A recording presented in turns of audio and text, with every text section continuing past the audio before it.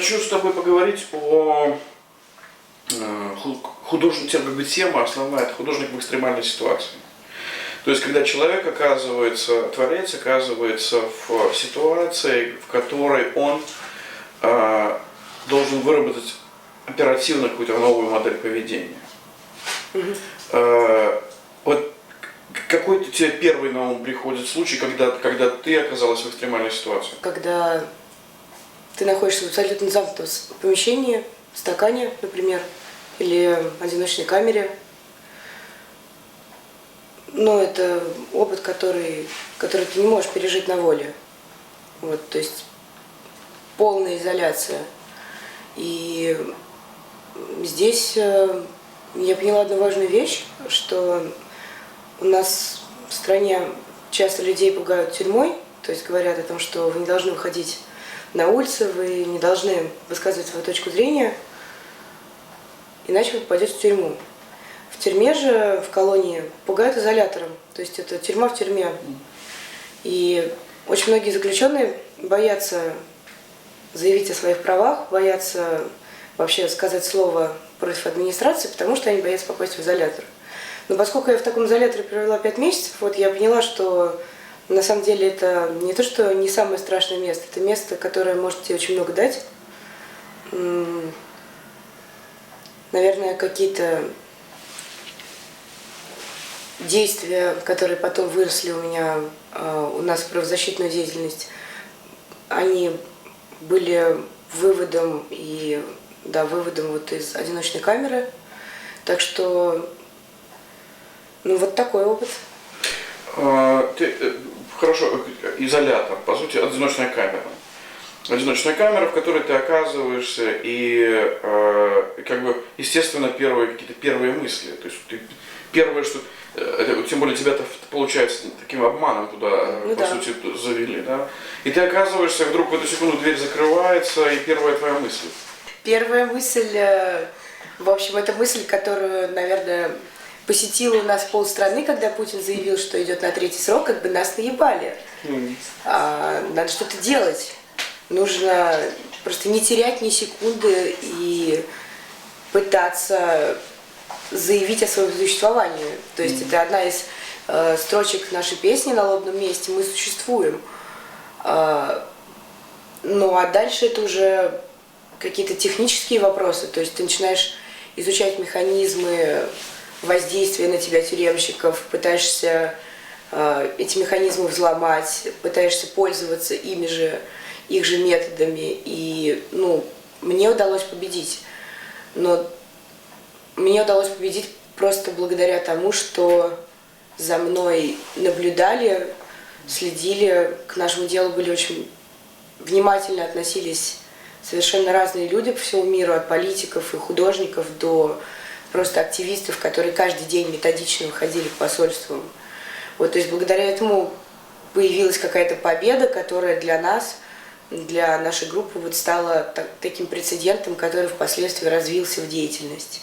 Но что было, ты оказалась в одиночке, и тебе нужно было с чего-то начинать. Вот что первое ты решила, чего тебе нужно добиться?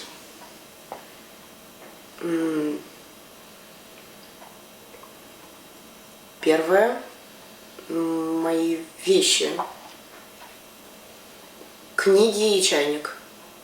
Которые остались в отряде? Ну, они остались в соседней запертой комнате, которая называется «Коптерка». Вот, то есть там хранятся личные вещи. То есть считается, что иметь при себе какие-то вещи, это не способствует исправлению.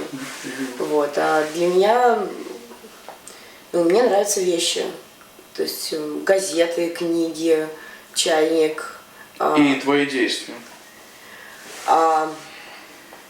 Я стала читать кодекс. Он у тебя был, или ты сказала, что тебе его принесли? Ну, я его взяла. Да, я его не отдала. Библию тоже не отдала. И ты прочитала в кодексе, каким механизмом ты можешь... Нет. В кодексе ты можешь прочесть то, что... Права. Да, ты можешь прочесть о том, на что ты имеешь право, и что ты обязан делать, и что тебе запрещено. Вот. И дальше ты уже пробуешь с этим что-то сделать. Ну, то есть у тебя, по сути, это достаточно мало каких-то Механизм опций, да. воздействия. Ты можешь, да, нажаловаться, написать жалобу. Можешь долбить в дверь, что тебе сделали личный прием. Вот у меня был куратор. С куратором. Можешь попасть к начальнику колонии. Ну и можешь как бы, когда к тебе придет адвокат, это, ну не очень понятно, когда будет, попробовать вот через адвоката тоже подать какие-то вот соответствующие заявления. Вот, ну то есть их не так много, этих опций, как бы, и, ну, в общем, на самом деле все просто. Во всех случаях ты будешь послан, вот, в той или иной форме. Притом ты будешь послан не сразу, ты еще будешь ждать примерно месяц, вот в таком положении находиться, что, ну, как бы... Как же тогда получалось, что тебе там в камеру вернули твои вещи, потом еще что-то, еще что-то? Это получается, что месяцы? Нет. Ну, в каких-то вещах, да, месяцы, в каких-то они вернули сразу. Поскольку, ну, я хочу повторить, что вообще любая какая-то, мне кажется, гражданская победа, это, ну, не победа одного человека, это действительно работает только когда существует команда, которая верит и работает над одними вещами. Никогда в этом случае не бывает так, что ты добиваешься чего-то один. Ты можешь, ну, как бы, твои победы будут распространяться на тебя, но это общие победы. Ты попала, в общем-то, в среду не самую, как это сказать, не самую дружелюбную, да, такое, не совсем френдли, да, то есть как бы когда их там, им объяснили, что кто такая Алехина, что с ней нельзя контактить, что ей нельзя помогать, иначе вы там не пойдете на УДО и так далее. И тебе нужно было, естественно, как-то с этим жить, то есть тебе нужно было как-то получить ту там критическую массу своих каких-то сторонников или тех, кто с тобой бы контактил. Что ты делала для этого? Я не верю, скажем так, в массовый протест и ожидание какое-то, которое, допустим, присутствует у нас в России, какой-то толпы правильно настроенных людей. Как бы такого не бывает. Все, что ты можешь сделать, ты можешь дать пример. Ты можешь показать, как можно, и, по сути, на себе показать, что за это бывает. И если люди понимают, что они хотят того же и готовы пойти на, скажем так, какие-то жертвы, вот, хотя, на мой взгляд, совершенно не жертвы, это опыт такой же, то они появляются. И не верю ни в какие назидательные, морализаторские лекции о том, как можно научиться смелости. Ты все, что можешь сделать, это сделать какие-то шаги сам. Ну вот, и, собственно, так я и жила, и живу. Тогда логичный вопрос, а во что ты веришь, если ты не веришь в это?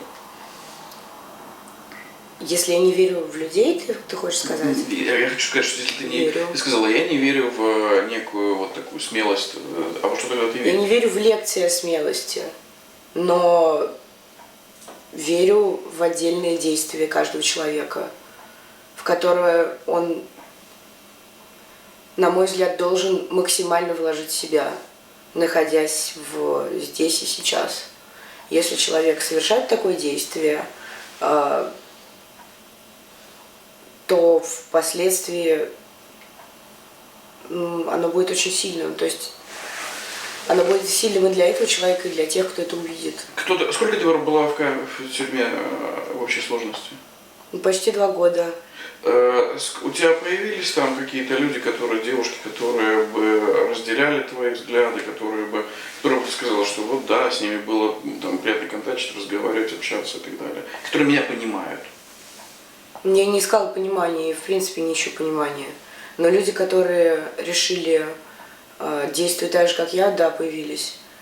После того, как меня освободили, как бы их достаточно сильно наказали. Их, ну, разумеется, их прессовали еще при мне, но при мне как бы с этим было сложнее. Как только меня амнистировали, одну из них увезли в Кемерово, в Сибирь, другую в Удмуртию, третью посадили в строгие условия, то есть это лишение свиданий, звонков и такой запертый барак. Это хуже, чем одиночная камера намного.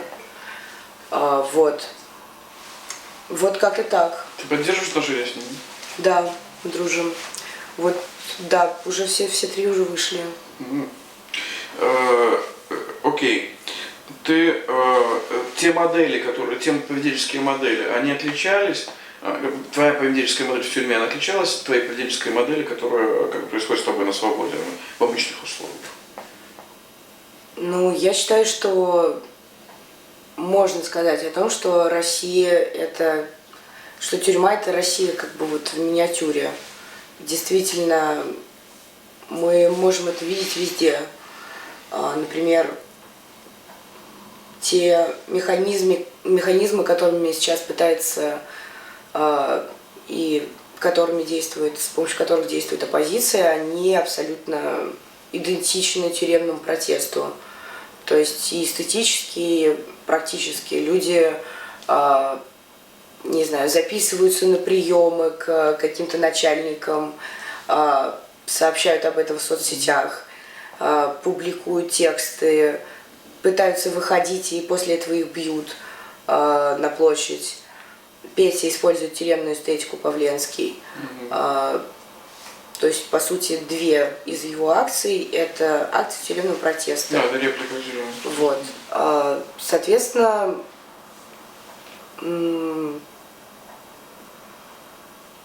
я как-то считаю, что мне пригодилось все то, что я там испытала. То есть, по сути, они не могут сделать ничего, кроме убийства. То есть максимум, что они могут сделать, они могут тебя убить. Больше они не могут ничего. Если ты как-то внутри себя это принял, то ты как-то с этим легче. Ты находишься в условиях несвободы в тюрьме, да? И ты ждешь освобождения, естественно. То есть ты выходишь. Я не ждала. Ну как, все равно ты же знала, когда у тебя срок выхода из тюрьмы и так далее. То есть это просто какая-то очередная дата, как день рождения, не знаю. Ну да, но все равно, значит. тем не менее, все-таки отличаются условия жизни на свободе и условия жизни в тюрьме. Я не сильно привязана к условиям, вот как бы в чем дело. То есть для меня комфорт, он никогда не значил как бы ничего. Для меня... Я говорю не про комфорт, а про твой как бы коридор действий. Ты могла сделать, например, там выставку или участвовать в спектакле, или снять клип в тюрьме? Нет, я не могла сделать выставку. Но на свободе ты это делать можешь. Я делала жесты достаточно похожие. Например, мы как-то раз нарисовали протестный плакат и прошли с ним вдоль всего строя на вечернем построении. И для меня это было... И для меня этот плакат, как бы, он значил намного больше, чем если бы я выставила что-либо в галерее. Я не привязана к каким-то таким вещам. То есть для меня это, правда, немного значит. Ну, тогда получается, что там борьба тех, кто боролся за ваше освобождение, что она пуста. Но она не пуста для тех, кто боролся. А для тебя пуста? Для меня она не пуста в том смысле, что мне важно, когда люди помнят о том, что мы существуем, и о том, что мы что-то делаем, и это дело важное для них. То есть ты сейчас, в принципе, готова в любой момент оказаться в тюрьме? Кто сказал, что мы не в ней? Ну, мы не в ней. Сейчас у нас за окнами Лондон, мы как бы не в тюрьме. Ну, может быть, мы просто чуть иначе, чуть по-разному понимаем тюрьму. Ну да, я не говорю про там некое экзистенциальное понимание, я достаточно буквальное. Ну что достаточно буквально, как бы о чем ты спрашиваешь, о решетках? Решетки ничего не значит. То есть решетки это просто красивый фон для фотографии. Я к тому подводил, что когда ты оказалась на свободе, хотя ты не считаешь, как я понимаю, это свободой. То есть ты оказалась вне тюрьмы. И у тебя радость от этого была или совсем не была? Нет, я не могу это назвать радостью. А что это было? Мне кажется, удивление какое-то. От чего? Ну, мне кажется, это смена привычки. за 2 года ты привыкаешь, допустим, к тому, что ты не можешь выйти из подъезда, а здесь ты раз можешь. Можешь выйти и пойти, например, в кафе. Ну да, ну ты все-таки не 50 лет сидела, все-таки 20, да? Но все равно Или 2 есть года. такая штука. То есть, Такая, да, да, есть, есть. такая. Но Кофе с пенкой приносит. оно какой-то положительные эмоции или нет? Это положительные эмоции, но положительные эмоции существуют очень сильные и в стенах колонии тоже. Но если мы говорим о свободе, то, мне кажется, для меня свобода – это такая штука, за которую ты должен бороться каждый день. А иначе она пропадает, не существует и обесмысливается. Как, впрочем, и все категории, которые что-то значат для меня. Каждая любовь, я не знаю, если мы говорим о политике, демократии. То есть это вещи, за которые мы должны бороться каждый день. Иначе они исчезнут, они потеряют смысл. А жить в мире слов, которые потеряли свой смысл, это, по-моему, самый страшный кошмар.